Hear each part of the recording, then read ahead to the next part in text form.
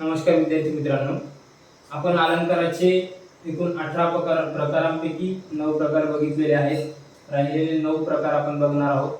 आता 9 प्रकारामध्ये आपला जो 10वा प्रकार असणार आहे. 18 प्रकारांपैकी 9 आपण बघितले. आता आपण 10 पासून 18 पर्यंत प्रकार बघू.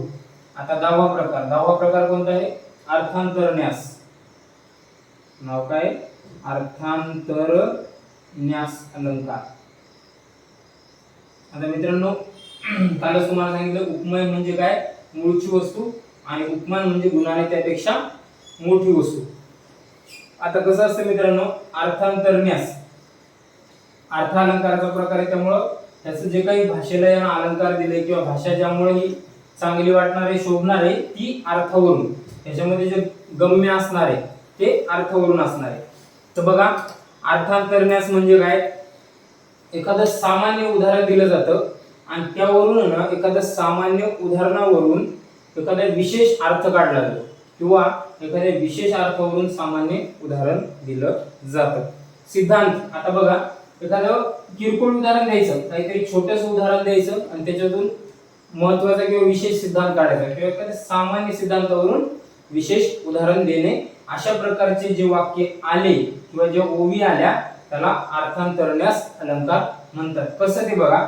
आता समजा आपण नेहमी म्हणतो कठीण समय येता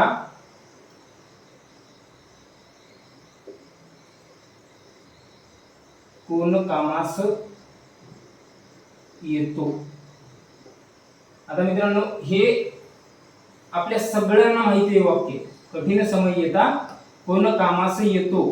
आता हे काय केलं, एक सामान्य उदाहरण दिलं. सामान्य उदाहरण काय दिलं की अवघड जेव्हा वेळ असते, कठीण समय येता म्हणजे जेव्हा अवघड वेळ येते, हे सामान्य उदाहरण दिलं.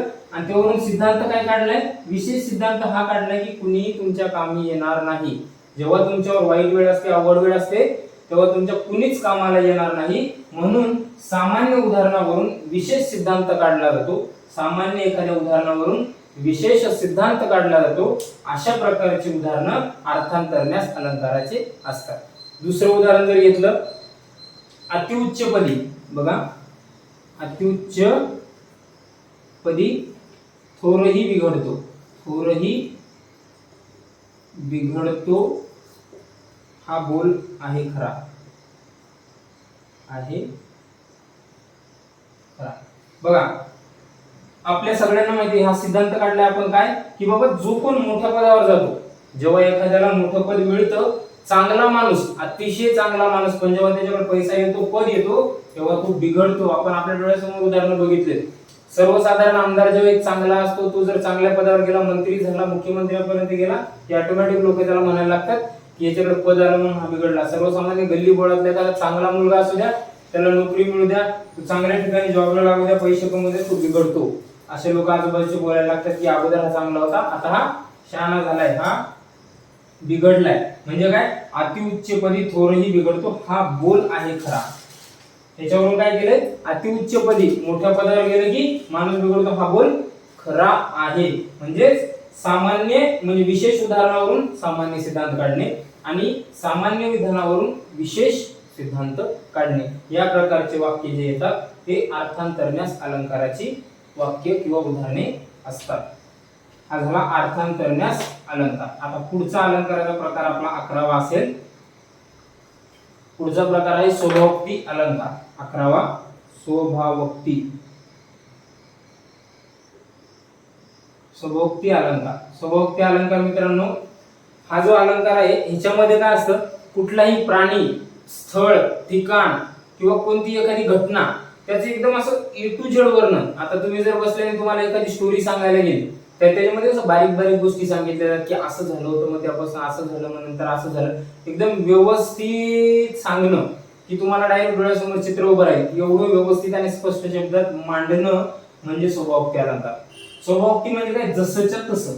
जसंच्या तसं, थोडक्यात जसंच्या तसं. एखादी गोष्ट मी तुम्हाला सांगतोय, मी तुम्हाला एखाद्या पिक्चरची स्टोरी सांगतोय, हुबेहूब तुमच्या डोळ्यासमोर जर पिक्चर तयार होत असेल मी सांगत असताना, तर तो स्वभावोक्ती अलंकार होतो. त्याचं उदाहरण बघा कशी कशी दिलेली. आता यांनी काय सांगितलंय उदाहरणामध्ये बघा, साधारण वाक्य नाही, कवितेचे वाक्य. वाक्य असे, चिमुकली पगडी झळके शिरी, चिमुकली पगडी झळके शिरी, चिमुकला तलवार धरे करी, चिमुकला चढवी वर चोळणा, चिमुकला सरदार निघेरणा. हे झाले 4 ओळी. त्याच्यामध्ये त्यांनी काय सांगितले की एक लहान तुमच्या डोळ्यासमोर चित्र असेल, लहान मुलगा त्याच्या डोक्यावर पगडी वगैरे बांधलेली, चिमुकला मुलगा आहे त्याच्या डोक्यावर चिमुकली पगडी झळकत आहे. त्याच्या कर म्हणजे हातामध्ये चिमुकली तलवार आहे. त्यानंतर त्यानं त्याचा वर चोळणा जो धोती आहे ती वर चोळ अशी उचललेली आहे, हातात तलवार घेतलेली, डोक्यावर चिमुकलीची पगडी आहे आणि तो असा रणांगणात जातोय. ह्या प्रकारचं असं व्यवस्थित हुबेहूब वर्णन आपल्या डोळ्यासमोर असं चित्र तयार झालं पाहिजे. असं वर्णन जेव्हा येतं तेव्हा ते स्वभावोक्ती अलंकाराचे उदाहरण असतात. दुसरं उदाहरण बघा एक पक्षी शेतामध्ये असा मरून पडलाय. एखादा पक्षी शेतामध्ये काळ्या शेतामध्ये मरून पडलाय आणि जेव्हा तो असा तारेला विजेला लटकून पडतो तेव्हा त्याचा पाय वर असतो आणि तो असा वर तोंड करून पक्षी मरून पडलेला असतो. त्याचं वर्णन बघा कसं केलेलं आहे की तुमच्या डोळ्यासमोर असं हुबेहूब चित्र उभं राहिलं पाहिजे अशा प्रकारे वर्णन केलेले. मातीत पसरले ते अतिरम्य पंख, मातीत पसरले ते अतिरम्य पंख, केले वरी उदर पांडुर निष्कलंक. उदर म्हणजे तोंड वर केलेले, पांडुर निष्कलंक म्हणजे काळा कलर. त्यानंतर म्हणजे असं सांगितलं त्याने की मातीत पसरले ते अतिरंग, पक्षाचे असे पंख पसरले, तोंड वर आहे आणि असा काळ्या रंगाचा पक्षी वर तोंड करून मातीमध्ये मरून पडलाय, त्याचं हे वर्णन केले. परत चौथं उदाहरण असं दिले, गणपतवाणी विडी पितांना चावायचा नुसतीच गाडी, गणपतवाणी विडी पितांना चावायचा नुसतीच गाडी, म्हणायचा अन मनाशीच की ह्या जागेवर बांधील माडी. डोळ्यासमोर चित्र उभं राहिलं, एक गणपत नावाचा माणूस आहे, बिडी पितोय, तोंडामध्ये चावतोय अशी काडी आणि असं एखाद्या जागेकडे उभं राहून असं म्हणते ह्या जागी आता मी बिल्डिंग बांधणार, एक दिवस मी बिल्डिंग बांधणार. ह्यासारखं जे चित्र तुमच्या डोळ्यासमोर उभं राहतं असं हुबेहूब जसं तसं वर्णन करणं म्हणजे स्वभावोक्ती अलंकार होईल. यासारखी उदाहरणं जर आले तर ते स्वभावोक्ती अलंकार असतात. मित्रांनो, अलंकारामध्ये सगळ्यात चांगली गोष्ट काय की मोस्टली जास्त करून पुस्तकाच्या बाहेरची उदाहरणं येत नाही. एकदा दोनदा तुम्ही हे 2-2, 3-3च उदाहरणे हे व्यवस्थित वाचून घेतले ना, पुस्तकामध्ये जवळपास हेच प्रश्न येतात. एखादंच बाय चान्स वेगळं उदाहरण येतं, त्यामुळे टेन्शन घ्यायचं नाही. हे उदाहरण एकदा डोळ्यासमोर खालून गेले एकदा दोनदा की तुमच्या ऑटोमॅटिक सगळे लक्षात राहणार कोणत्या अलंकाराचं कोणतं उदाहरण आहे. त्यामुळे त्याचा काही जास्त लोड घ्यायचा नाही की एवढे उदाहरण किंवा वेगळं उदाहरण तर ओळखायचं कसं, या उदाहरणातून नक्की अंदाजच कसा लावू मी की याचं वर्णन कसं केलंय किंवा काय, तर टेन्शन घ्यायचं नाही. हाय हेच उदाहरण रिपीट झालेले आहेत परीक्षेला, नवीन उदाहरणं येत नाही. बाय चान्स आलं तर ते जमलं तर जमलं, नाही जमलं तर सोडून द्यायचं. त्यानंतर पुढचा 12वा प्रकार आहे व्याजस्तुती. 12वा प्रकार आहे व्याजस्तुती अलंकार. आता व्याजस्तुती म्हणजे काय, स्तुती म्हणजे काय, एखाद्याचं कौतुक करणं, बरोबर. स्तुती म्हणजे कौतुक, पण डायरेक्ट कौतुक न करता. म्हणजे काय केलं यांनी, व्याजस्तुती म्हणजे काय, बाहेरून असं वाटलं पाहिजे की मी या माणसाची स्तुती करतोय. बोलताना मी काय म्हणणार, असं वाटलं पाहिजे की एखाद्या माणसाची मी स्तुती करतोय, पण मनातून किंवा आतून असं बोलण्यातून असं कळतं आपल्याला याला हा बोलतोय खरा, हा बोलताना असं वाटतं की या माणसाचा हा स्तुती करतोय, पण हा स्तुती नाही करत, हा निंदा करतोय, चेष्टा करतोय. आपण नाही एखाद्याला म्हणतो बाबा तुमची काय, तुम्ही आमच्या सारख्यांना का ओळखता, आता तुम्ही मोठी माणसं, म्हणजे ह्याचा अर्थ काय तो खरंच मोठा असतो का, तो मोठा नसतो. आपण फक्त त्याची वरून स्तुती करत असतो आणि ऍक्च्युअली आपल्याला म्हणायचं काय असते की तुझ्यासारखा कोण गरीब नाही किंवा तू गरीबच आहे किंवा काय, पण आपण वरून बोलतो कसं, स्तुती केल्यासारखं बोलतो. अशा प्रकारची जी उदाहरणं असतात ते व्याजस्तुती अलंकारामध्ये येतात. उदाहरण बघा कसं, एक उदाहरण पुस्तकामध्ये असं दिले, होती वदन चंद्राच्या दर्शनाची आस, होती वदन चंद्राच्या दर्शनाची आस, अर्धचंद्र तू द्यावा कृपा ह्याहून कोणती. अर्धचंद्र तू द्यावा म्हणजे काय, एक माणूस काय म्हणतोय की बाबा मला चंद्राच्या दर्शनाचीच आस होती, मला चंद्राचं दर्शनच घ्यायचं होतं आणि तू अर्धचंद्र दिला मला, याच्यापेक्षा कोणती माझ्यासाठी मोठी गोष्ट आहे. अर्धचंद्र म्हणजे लाथ मारणे, अर्धचंद्र म्हणजे काय, लाथ मारणे. तर तो काय म्हणतो बोलणारा की बाबा मला चंद्राच्या दर्शनाचीच आस होती, तू अर्धचंद्र दिलाय म्हणजे तुम्हाला लाथ मारणे, याच्यापेक्षा माझ्यासाठी कोणती मोठी गोष्ट. म्हणजे हे चंद्राचं दर्शनच करतो, पण ऍक्च्युअली तो त्याला एवढ्या चांगल्या शब्दात बोलतो की अर्धचंद्र तू दिला म्हणजे माझं भाग्य की मला चंद्राचं दर्शन करायचं, पण मनापासून बोलतो का, तो मनातून निंदा करतो, वरून स्तुती केल्यासारखं बोलते. ह्यासारखी उदाहरणं जे असतात ते व्याजस्तुती अलंकाराची उदाहरणं असतात. त्यानंतर 13वा प्रकार बघा, पुढचा प्रकार आहे आपला पर्याययुक्ती. पर्याययुक्ती अलंकार. मित्रांनो पर्याययुक्ती अलंकारामध्ये शब्द दिसतोय पर्याय. पर्याय म्हणजे काय? पर्याययुक्ती अलंकारामध्ये निवड. पर्याय म्हणजे काय? निवड, हे किंवा ते, बरोबर. एकतर हे निवडा किंवा ते निवडा. पर्याय म्हणजे दोन पैकी एक निवडण्याचं. तर अशा प्रकारे काय होतं, किंवा पर्याययुक्ती अलंकारामध्ये काय केले त्यांनी? पर्याययुक्ती अलंकारामध्ये त्यांनी सांगितलंय की एखादी गोष्ट आपण काय करतोय, सरळ न बोलता ती वेगळ्या पर्यायाने बोलणं. म्हणजे मला एखादी गोष्ट अशी सरळ बोलता येते, किंवा इथं जाण्याचा रस्ता हा सरळ आहे, ठीक आहे, मला इथं पोहोचायचं होतं, इथून निघालो मी, असा माझा सरळ रस्ता आहे. पण मी काय करणार, त्याचा पर्यायी रस्ता घेऊन, मला जाणार तर तिथंच, पण मी पर्यायी रस्त्याने जाणार, म्हणजे दुसऱ्या एका वेगळ्या रस्त्याने जाणार. तर ह्यासारखं मला जे बोलायचं ते मी असं सरळ न बोलता मी असं फिरून बोलणार, त्याला पर्याययुक्ती अलंकार म्हणतात. जेव्हा एखाद्या वाक्य आपण सरळ एखाद्या माणसाला आपण बोलायचं सोडून तसं न बोलता आपण फिरून बोलतो, पण त्या दोन्हीचा अर्थ हा एकच असतो. आपल्याला बोलायचं हेच असतं, फक्त सरळ न बोलता आपण असं फिरून बोलतो. अशा प्रकारचे उदाहरण म्हणजे पर्याययुक्ती अलंकार होय. उदाहरण बघा कशी, उदाहरणावरून समजेल तुम्हाला. आता समजा एखाद्याने मला अशक्य गोष्ट सांगितली, की एखादी गोष्ट मला जर कोण सांगितली की माझ्यासाठी चंद्रतारे तोडून आणतो का, माझ्यासाठी चंद्रतारे तोडून आणतो का, ती गोष्ट शक्य आहे का? मग मी त्याला डायरेक्ट नाही म्हणणार की नाही ती नाही आणणार, ती काय शक्य आहे का गोष्ट. मी त्याला काय म्हणणार, अरे वा, तू तर उंबराचं फुल आणायला सांगितलं, उंबराचं फुल आणायला सांगितलं. आता उंबराला कधी फुल बघितलंय का तुम्ही? उंबराला फुल नसतंच. याचा अर्थ काय, मला जर कोणी उंबराचं फुल आणायला सांगितलं ती गोष्ट काय? अशक्य. त्याचप्रमाणे चंद्रतारे आणायला सांगितले तर ती गोष्ट काय? अशक्य. तर अशा प्रकारे ज्या गोष्टी सरळ, आता मी जर सरळ म्हणू शकलो असतो की काही काय सांगते, चंद्रतारे कसं काय आणणार मी, शक्य आहे कधी, असं न बोलता मी त्याला काय म्हणलो, अरे वा, तू तर उंबराचं फुल आणायला सांगितलं. म्हणजे त्याला त्याचं समजून घेतलं की उंबराचं फुल ही शक्य गोष्ट नाही, उंबराला फुलच नसतं, तर तो कुठून आणणार, म्हणजे चंद्रतारे तो कुठून आणणार. सरळ न बोलता फिरून बोलणं. अशा प्रकारचे जे उदाहरण असतात ते पर्याययुक्ती अलंकाराचे असतात. दुसरे, सरळ एक जण काय म्हणतोय, दोघ जण उभे आणि दोघ जण म्हणतात, अरे तो पाठच्या गलीचा गजा, त्याचं काय झालं, कुठे तो? बघा, दोघ जण मित्र चौकात गप्पा मारतायत आणि बोलताना, अरे तो पाठच्या गलीचा गजा, त्याचं काय झालं, कुठे तो, दिसत नाही. तर दुसरा त्याला सरळ म्हणू शकतो. सरळ तो काय म्हणू शकला असता की बाबा हा त्यानं असा असा गुन्हा केलाय आणि तो जेलमध्ये. सरळ म्हणू शकला असता की त्यानं असा असा गुन्हा केलाय, तो जेलमध्ये. पण तसं न म्हणता तो काय म्हणतो माहिती का, तो सध्या बिनभाड्याच्या खोलीत राहतो. तो सध्या बिनभाड्याच्या खोलीत राहतो. म्हणजे सरळ म्हणू शकला असता तो जेलमध्ये आहे, पण तो काय म्हणतो, बिनभाड्याच्या खोलीत. बिनभाड्याच्या खोलीत म्हणजे काय, सरळ जेलमध्ये राहतो असं न म्हणता तो बिनभाड्याच्या खोलीत राहतो. म्हणजे पर्यायी गोष्टीचा वापर करणं, पर्यायी वाक्याचा वापर करणं. शेवटी अर्थ तर दोन्हीचा तोच आहे, जेल. तो कुठे आहे?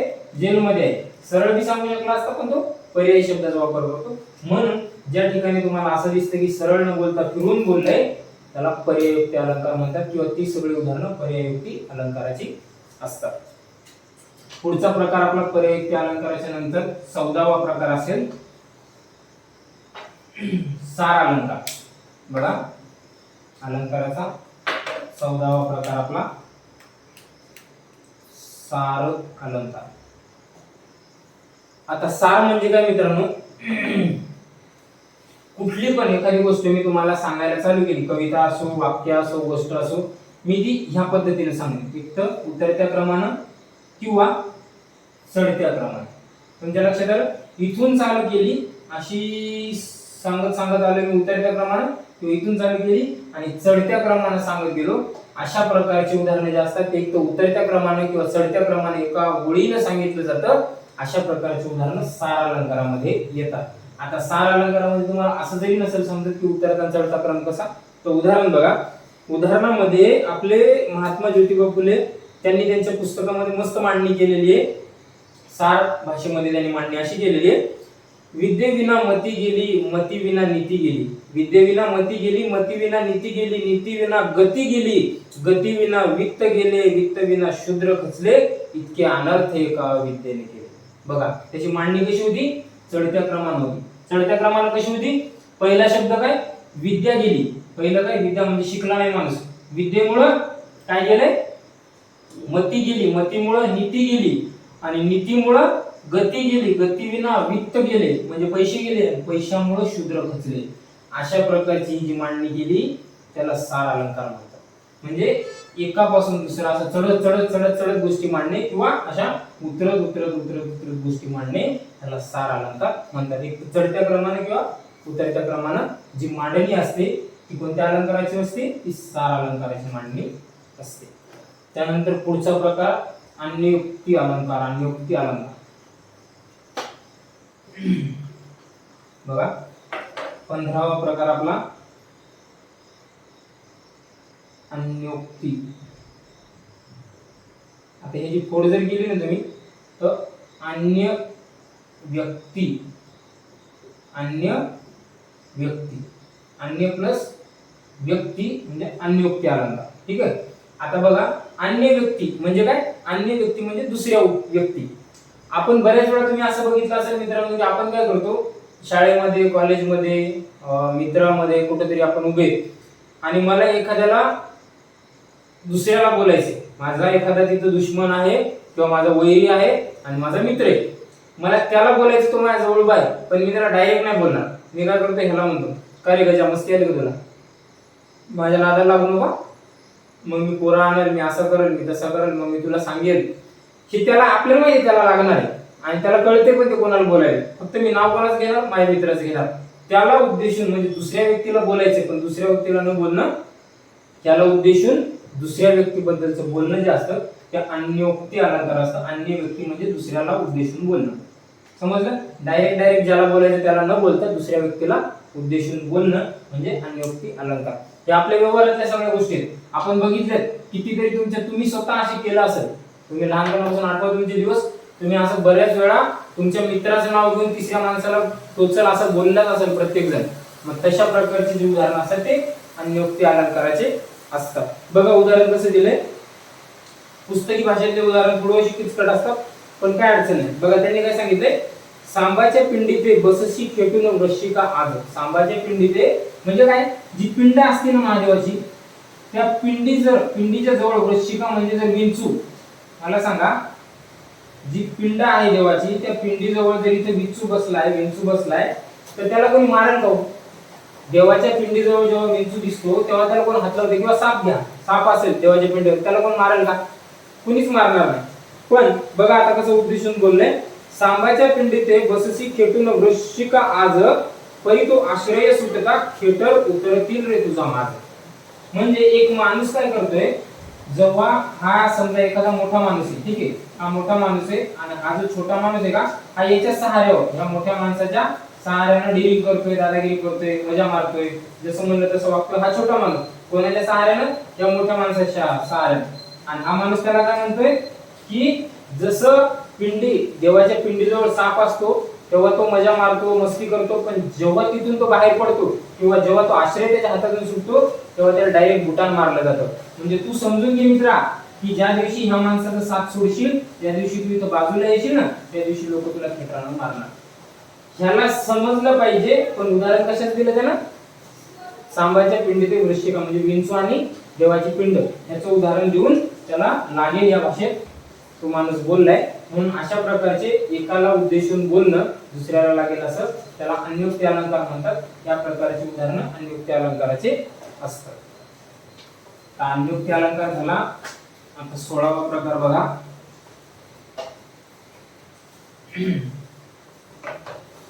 16वा प्रकार आहे संसदेह अलंकार. ससंदेह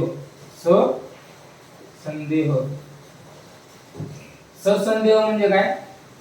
बघा ससंदेह म्हणजे कन्फ्युजन. थोडक्यात काय? कन्फ्युजन. जेव्हा आपल्याला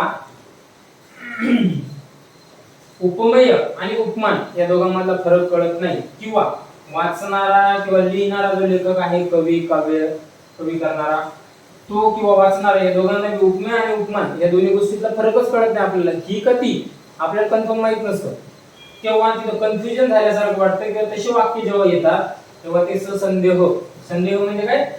कन्फ्युजन. ससंदेह अलंकाराची असतात. सोपे प्रश्नार्थ चिन्ह येतं आणि हे एखादे अशा प्रकारचे प्रश्न असतात. बघा कसं, हा दोरखंड की साप, हा दोरखंड की साप. आता बघा दोरखंड हे काय झालं? उपमेय, मूळची वस्तू. आणि हा काय झाला साप, हे काय झाला उपमान म्हणजे गुणानं मोठी वस्तू. आता मित्रांनो जर इथे मी म्हणलं हा दोरखंड सापासारखा दिसतोय तर तो उपमा अलंकार झाला असता. आणि इथं मी काय सांगते हा दोरखंड की साप, मीच कन्फ्यूज आहे, लिहिणारे कन्फ्यूज आहे, वाचणारे कन्फ्यूज आहे. जेव्हा तुम्हाला उपमेय आणि उपमानामध्ये कन्फ्युजन दिसतं, एका ते नक्की कळत नाही, अशा प्रकारचे सगळे उदाहरणे ससंदेह अलंकाराची असतात. इथे तुम्हाला कन्फ्युजन कळत नाही नक्की वाचताना पण हा दोरखंड की साप आणि वाक्याचे छोटे प्रश्न असतील, अशा प्रकारची उदाहरण असतात. त्यानंतर पुढचं उदाहरण बघा, कोणता मानू चंद्रमा भूवरीचा की नदीचा, चंद्र कोणता वदन कोणते. एखाद्या मुलीकडे बघून कवी काय म्हणतोय, चांगल्या भाषेत कवी काय म्हणतोय की कोणता मानू चंद्रमा, चंद्र कोणता मानू, तुला मानू की त्या चंद्राला मानू, जमिनीवरच्या चंद्राला मानू की त्या आकाशातल्या चंद्राला मानू. म्हणजे एका मुलीला चंद्राची उपमा दिली, उपमा दिल्याच्या नंतर ती मुलगी आणि चंद्र या दोघांमध्ये तो लेखकाला कन्फ्युजन झाले की नक्की हा चंद्र मानू की तो मानू, दोघी म्हणजे दोघे एवढे साम्य आहे, एवढे समान आहे. म्हणून अशा प्रकारचे जे कन्फ्युजनचे उदाहरण असतात ते ससंदेह अलंकाराचे उदाहरण असतात.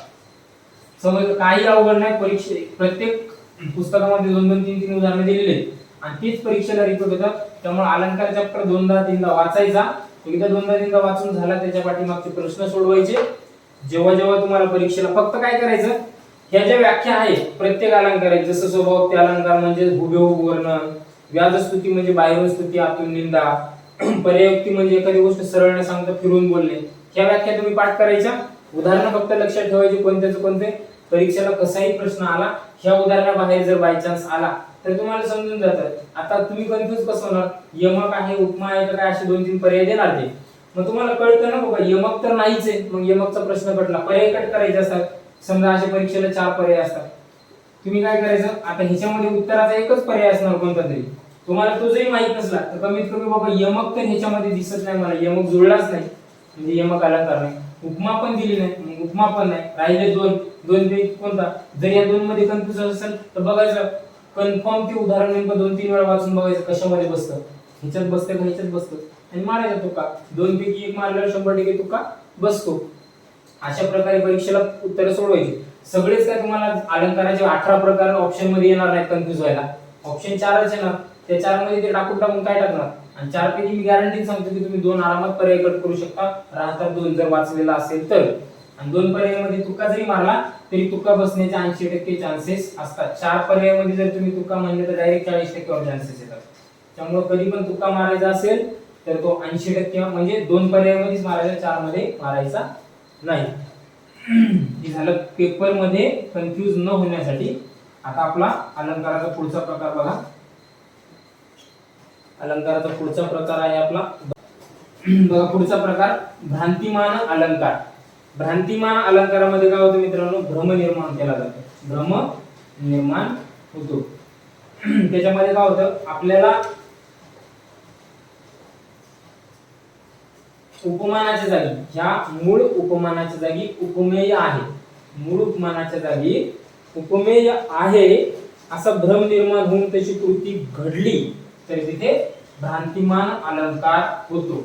आता समजा उपमान जर साप मानला आपण, साप उपमान आणि दोरखंड आधीच्या उदाहरणात बघितलं आपण, दोरखंड हे उपमेय होतं. उपमेय मूळची वस्तू म्हणजे दोरखंड आणि गुणानं मोठी साप. सापाने दोरीमध्ये आपण कन्फ्यूज होतो बऱ्याच वेळा, आपल्या घरी आपण बघितले जर अशी दोरी पडलेली असेल तर आपण घाबरतो की हा साप आहे का, दोरी आहे नक्की कळत नाही. ठीक आहे. भ्रांतिमान मध्ये काय होतं, आपल्याला भ्रम निर्माण होतो, आपल्याला भ्रम निर्माण होतो की उपमान आणि उपमेय ह्याच्यामध्ये आपण कन्फ्यूज होतो. अगोदर आपण काय बघितलं, ससंदेह, ससंदेह मध्ये कन्फ्युजन होतं आणि ह्याच्यामध्ये भ्रम होतो. भ्रम आणि कन्फ्युजन मधला फरक बघा काय, कन्फ्युजन आणि भ्रम मधला फरक बघा. कन्फ्युजन मध्ये काय होतं, आपल्याला आपण म्हणतो हा साप आहे का दोरखंड, आपण जातो दचकतो साप आहे का दोरखंड आहे, आपण सांगू नाही शकत की हा साप आहे का दोरखंड. पण भ्रम मध्ये काय होतं माहिती का, भ्रम मध्ये आपल्याला 100% वाटतं 100% हा दोरखंड नाहीच आहे, आपल्याला डायरेक्ट भ्रम होतो की हा सापच, आपल्याला दोरखंड नाहीच आहे असं कन्फर्म वाटतं, आपल्याला भ्रम निर्माण होतो की हा साप आहे आणि आपण जसं बघतो तसं उड्या मारून पळायला. हे झाला भ्रम. आणि कन्फ्युजन मध्ये आपण जातो दचकून, अरे काय बाबा नक्की साप आहे का दोरी, हे झालं कन्फ्युजन. कन्फ्युजन म्हणजे ससंदेह अलंकार, आणि भ्रांतिमान अलंकार म्हणजे काय, आपल्याला भ्रम निर्माण होतो की हा सापच आहे, आणि जरी ती दोरी असली तरी आपण आपल्या मनात येते की हा साप आहे, आपण तिथून ओरडून पळायला लागतो. अशा प्रकारची उदाहरणं भ्रांतिमान अलंकाराची असतात. पुस्तकामध्ये थोडेसे किचकट उदाहरण दिले, समजणार नाही, बघा वाचून सांगतो. फलापुष्प मानुनी शुक चंचू मध्ये आली, फलापुष्प मानुनी शुक चंचू मध्ये आली, तोही जांभूळ मानुनी त्यास चोचीमध्ये धरी. एक पक्षी आहे, पक्षाच्या चोचीमध्ये अचानक काय होतं, फलापुष्प, त्याला तो शोधत असतो, पालापाचोळा शोधत असतो पक्षी, झाडाच्या खाली असा शोधत असतो काही ना काही खायला. फलापुष्प मानुनी शुक, शुक चंचू मध्ये आला. शुक म्हणजे मला पण माहित नाही नक्की काय, पण शुक हा जो प्रकार आहे तो त्याच्या चोचीमध्ये येतो. फलापुष्प मानुनी शुक चोचीमध्ये आले, जेव्हा त्याच्या शुक चोचीमध्ये येते तेव्हा त्याला भ्रम निर्माण होतो. काय भ्रम निर्माण होतो, त्याला भ्रम हा निर्माण होतो की हे जांभूळ आहे, काय आहे, जांभूळ आहे. त्यामुळे तो पण ते जांभूळ मानून चोचीमध्ये धरतो आणि उडून जातो. मग अशा प्रकारचा त्याला भ्रम निर्माण होतो. ऍक्च्युअली ते असतं शुक, पण त्याला ते शुक वाटत नाही, त्याला भ्रम निर्माण होतो की जांभूळ आहे, तो चोचीमध्ये धरतो आणि घेऊन जातो. अशा प्रकारचा भ्रांतिमान भ्रम निर्माण होणारे जे उदाहरणं असतात ते भ्रांतिमान अलंकाराची उदाहरणं असतात. परीक्षेला एक एक जे उदाहरण पुस्तकात दिलेत ना तेवढे रिपीट वाचा. मी सांगितलेला व्हिडिओ परत बघा 1-2 वेळा, म्हणजे ऑटोमॅटिक तुम्हाला जेवढ्या वेळा तुम्ही बघणार ना तेवढ्या वेळा एक एक गोष्ट समजायला लागेल. लिहून काढा काय सांगतो मी नक्की, म्हणजे मला जे सांगायचे ते लिहून काढा. पुस्तकामध्ये व्याख्या वाचा, उदाहरणे एकदा दोनदा वाचून बघा, म्हणजे तुमचा डाऊट क्लिअर होईल. अलंकार सोपाच्या पुढे मार्क जात नाही. कन्फ्यूज आता वाटते कारण कालचे 9 प्रकार, आजचे 9 प्रकार, बरेच प्रकार, साम्य, उपमेय, उपमा यासारखे शब्द तुमच्यासाठी नवीन आहेत. ह्या ज्या ओव्या आहेत संस्कृत भाषेतील शब्द आहेत, त्यामुळे थोडस जड जाते, पण समजून घ्या. 2-3 वेळा वाचा, अतिशय सोपा मार्क जाणार नाही. पुस्तकाच्या बाहेरची उदाहरणं येत नाही, त्यामुळे एक एक 2-2 उदाहरणं लक्षात ठेवणं काही मोठी गोष्ट नाही. आता बघा आपला शेवटचा 18वा प्रकार आपण बघूया. 18वा प्रकार आहे व्यतिरेक अलंकार. व्यतिरेक अलंकार. आता बघा व्यतिरेक अलंकारामध्ये काय सांगितलं जातं, उपमेय. उपमेय हे उपमानापेक्षा मोठे. मी अगोदरच काय सांगितलं, उपमेय म्हणजे मूळची वस्तू आणि उपमान म्हणजे गुणानं मोठी. आता आपण राजू आणि सलमानचं उदाहरण घेत होतो काल. राजू आणि सलमान. आता सलमान खान आहे आणि हा आपला गल्लीतला एक राजू आहे असं समजा. आता राजू हा मूळ आहे आपला, मूळचा आपण ज्याच्याविषयी बोलतोय तो राजू, मूळची वस्तू, म्हणून आपलं उपमेय काय झालं, राजू.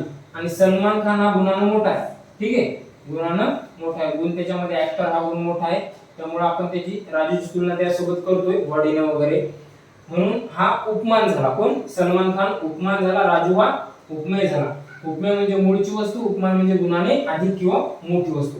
पण व्यतिरेक अलंकारामध्ये काय केलं असतं मित्रांनो, व्यतिरेक अलंकारामध्ये असं दाखवलं जाते की राजू हा सलमान खान पेक्षा पण मोठा आहे. राजू हा सलमान खान पेक्षा पण मोठा आहे, म्हणजे असं समजा की राजूची बॉडी ही सलमान खान पेक्षा मोठी आहे, किंवा राजू सलमान खान पेक्षा पण श्रीमंत आहे, किंवा राजू सलमान खान पेक्षा पण चांगला ऍक्टर आहे. म्हणजेच उपमेय ही मूळची जी वस्तू आहे ज्याची आपण तुलना करायला घेतोय ना, उपमेय हे उपमानापेक्षा पण अधिक दाखवलं जातं. अशा प्रकारचे उदाहरणं, अशा प्रकारच्या ओव्या, कविता या व्यतिरेक अलंकाराचा भाग असतो. बघा कसं, व्यतिरेक अलंकाराची व्याख्या काय, सरळ आणि साधीवर. उपमेय हे उपमानापेक्षा मोठं दाखवलं जातं. उपमेय म्हणजे मूळची जी वस्तू आहे ती उपमानापेक्षा पण मोठं दाखवलं जातं. उपमान ही सगळ्यात मोठी गोष्ट आहे, पण उपमेय हे त्याच्यापेक्षा पण मोठं दाखवलं जातं. व्यतिरेक केला जातो, त्याच्यामध्ये त्याला छेडछाड केली जाते की विरोध दाखवला जातो की चल तू काहीच नाही, तुझ्यापेक्षा पण मोठा आहे. अशा प्रकारचा अलंकार म्हणजे व्यतिरेक अलंकार. उदाहरणं बघा कशी आहेत. आता मला सांगा, जर आपण अमृत हा शब्द घेतला तर मला सांगा, अमृत हे सगळ्यात मोठं, सगळ्यात चांगलं पिण्यासाठीचं द्रव्य आहे, बरोबर. अमृतापेक्षा मोठं काय असेल का? पण आपण बऱ्याच वेळा असं पण म्हणतो, अमृताहुनी, अमृता नही गोड तुझे नाम देवा. म्हणजे आपण काय म्हणतो, देवाचं नाव आहे अमृताहुनी गोड आहे. आता ऍक्च्युअली बघायला गेलं तर आपण तुलना कोणाची करतो, देवाच्या नावाची. देवाचं नाव हे उपमेय झालं, मूळची वस्तू झाली आपली, आणि अमृत हे काय झालं, गोड पदार्थ. ह्या देवाच्या नावापेक्षा गुणानं अधिक मोठी गोष्ट अमृत झाली. अमृत लय गोड असणार पदार्थ, ठीक आहे. मग देवाचं नाव त्याच्यापेक्षा गोड असू शकतं का? पण आपण काय सांगतो या वाक्यामध्ये की नाही, उपमेय आमचं जे उपमेय आहे ना ते उपमानापेक्षा पण मोठे. व्यतिरेक केला जातो, विरोध केला जातो उपमानाचा, की चल तुझ्यापेक्षा पण मोठं आमच्या देवाचं नाव. अशा प्रकारची जी उदाहरणं असतात ती व्यतिरेक अलंकाराची असतात. पुढचं उदाहरण, कामधेनूच्या दुग्धाहुने ओज हिचे बलवान. कामधेनूचं दूध हे सगळ्यात बलवान मानलं जातं, सगळ्यात ताकदवर मानलं जातं. जो पिल त्याच्यामध्ये बलाढ्य ताकद येते असं मानलं जातं कामधेनू जी गाय होती. ठीक आहे, तर कामधेनूच्या दुधाहूनही बलवान ओझ म्हणजे काय, कामधेनूच्या दुधाहून ओझ हिचे बलवान. आपण म्हणतो ना एखाद्या आईचं जे दूध असतं ते एखाद्या कामधेनूच्या दुधापेक्षाही बलवान आहे. आणि त्यानंतर पुढचं उदाहरण, तू माऊलीहून मवाळ, चंद्राहून शीतल, पाण्याहून पातळ, कल्लोळ प्रेमाचा. एखाद्या कवी काय करतो, एखाद्या मुलीची म्हणा किंवा एखाद्या स्त्रीचं वर्णन करताना किंवा एखाद्या आईचं वर्णन करताना काय म्हणतो की तू माऊलीहूनही मवाळ, म्हणजे काय, तू आईपेक्षा पण प्रेमळ. त्यानंतर चंद्राहून शीतल, दिसायला चंद्रापेक्षा सुंदर, पाण्याहून पातळ, पाण्यापेक्षा तू पातळ, आणि कल्लोळ प्रेमाचा. म्हणजे मला सांगा, पाण्यापेक्षा पातळ कोणती गोष्ट नाही, आईच्या प्रेमापेक्षा कोणती गोष्ट मोठी नाही, त्यानंतर चंद्रापेक्षा प्रकाशमय कोणती किंवा सुंदर गोष्ट कोणती नाही, पण सगळ्या गोष्टीचा विरोध दाखवून उपमेयच आमचं मोठं आहे असं दाखवलं जातं. अशा प्रकारचं उदाहरण. त्यानंतर पुन्हा काय, बस हे 2-3 उदाहरण बघा. अमृताहून गोड तुझे नाम, किंवा कामधेनूच्या दुग्धाहून ओझ हिचे बलवान, किंवा मग तू माऊलीहून मवाळ, चंद्राहून शीतल, पाण्याहून पातळ. म्हणजे काय, व्यतिरेक केला जातो की उपमेय हे उपमानापेक्षा, म्हणजे उपमानापेक्षा पण आमचं उपमेय जास्त मोठं आहे. अशा प्रकारची उदाहरणं म्हणजे व्यतिरेक अलंकाराची उदाहरणं होय. अशा प्रकारे मित्रांनो आपला अलंकार प्रकरण इथं आपण संपवतोय. अलंकार प्रकरणाचे आपण एकूण 18 प्रकार बघितलेले. आता मित्रांनो साधी सरळ गोष्ट आहे, हे बघा उदाहरण सांगतो 1-2 कसे येतात. पुढील वाक्यातील उपमान सांगा. पुढील वाक्यातील उपमान. आता उदाहरण काय, सुशीला गोगलगाई सारखी, सुशीला गोगल गाई सारखी चालते. आता मित्रांनो हे झालं आपल्याला परीक्षेला उदाहरण आला, त्यांनी काय विचारले, उपमान सांगा. परीक्षेला प्रश्न आलाय उपमान सांगा. आता मित्रांनो आपण इथं बघितले शिकवताना काय बघितलं आपण, उपमेय म्हणजे मूळची वस्तू, उपमान म्हणजे गुणानं मोठी किंवा अधिक, किंवा ज्याची, हे बघा, ज्याची तुलना करतोय तो उपमेय आणि ज्याच्याशी तुलना करतोय ते उपमान. ज्याची तुलना करतोय तो उपमेय, ज्याच्याशी तुलना करतोय तो उपमान. आता मला सांगा, ह्याच्यामध्ये सुशीला आणि गोगलगाय ह्या दोघींची तुलना केलेली, बरोबर, कशावरून, चालण्यावरून. आता गोगलगाय हळू चालते म्हणजे काय, सुशीला गोगलगाई सारखी चालते म्हणजे काय, सुशीला हळू चालते, बरोबर, आपल्याला असं सांगायचं आहे वाक्यात. मग मला सांगा, या ठिकाणी एक सुशीला आणि गोगलगाय हे दोन गोष्टी एकमेकांसोबत कंपेअर केला. आता ज्याची तुलना केली, तुलना कोणाची केली, सुशीला, म्हणजे सुशीला काय झालं, उपमेय. आणि ज्याच्याशी तुलना केली, कोणासोबत तुलना केली, गोगलगाई सोबत, गोगलगाय काय झालं, उपमान. परीक्षेला काय विचारलं होतं आपल्याला की उपमान सांगा. उपमान काय येईल मग, गोगलगाय. काय उपमान येईल, गोगलगाय. ह्या प्रकारची उदाहरणं. आणि अलंकारावर पण अशीच उदाहरणं. वदनी कवळ घेता नाम घ्या श्री हरीचे. या पंक्तीतील कवळ हा शब्द खालीलपैकी कोणता अर्थ दर्शवतो. बघा, कवळ म्हणजे काय, वदनी कवळ म्हणजे हातात जेव्हा घास घेतो, कवळ म्हणजे काय, घास. असे प्रश्न उलटे सुलटे फिरवून पण विचारतात ना. आता ह्या प्रश्नाचा आणि अलंकार प्रकरणाचा काही एक संबंध नाही. वदनी कवळ घेता हे संस्कृत मधले शब्द आहेत. कवळ म्हणजे घास हे तुम्हाला माहित पाहिजे, तर तुमचं उत्तर बरोबर येणार. त्यानंतर आभाळागत माया तुझी आम्हावरी राहू दे. आभाळागत माया तुझी आम्हावरी राहू दे. सांगा अलंकार कोणता आहे, आभाळागत. आता काय केलं त्या ठिकाणी, आभाळागत माया तुझी. आभाळागत माया म्हणजे काय केलं त्यांनी, माया जी आहे ती आभाळासारखी पाहिजे. आभाळासारखी म्हणजे मोठी पाहिजे. आता पर्याय त्यांनी बघा काय काय दिले, आभाळागत माया तुझी आम्हावर राहू दे. अतिशोक्ती अलंकार. या ठिकाणी तुम्हाला अतिशोक्ती दिसते का, काही अतिशोक्ती वाटते का, अति काय ते फेकलंय का, नाही. ठीक आहे, हा पर्याय कटला आपला. अनुप्रास अलंकार. आता मित्रांनो अनुप्रास अलंकार म्हणजे काय, एकच शब्द पुन्हा रिपीट रिपीट रिपीट रिपीट झालाय का, नाही झालाय, तो पण पर्याय कटला. त्यानंतर दृष्टांत अलंकार. दृष्टांत अलंकारामध्ये तुम्हाला काय सांगितलं होतं मित्रांनो की एखादा विषय पटवून सांगण्यासाठी एखादा उदाहरण दिलं जातं. तिथं उदाहरण दिले का, नाही, तो पण पर्याय कटला. राहिला शेवटचा आणि चौथा उपमा अलंकार. या ठिकाणी आभाळाची उपमा मायाला दिली का? वाटते का उपमा दिल्यासारखं? वाटते का? म्हणजे या ठिकाणी काय आहे? उपमा अलंकार आहे. काही अवघड नाही, प्रश्नाचे उत्तर तुम्हाला सुटतात, फक्त डोक्याने पाहायचं. जर येत नसेल डायरेक्ट उत्तर, तर अगोदर बाकीचे पर्याय कट करत चालायचे आणि मग शेवटी उत्तर काढायचे. अशा प्रकारे अतिशय सोप्या प्रकारे मार्क जाऊ देऊ नका. 2-3 वेळा वाचा, व्हिडिओ 1-2 वेळा बघा. काय अडचण असेल मला विचारा. चला भेटू पुढच्या प्रकरणात. Best of luck.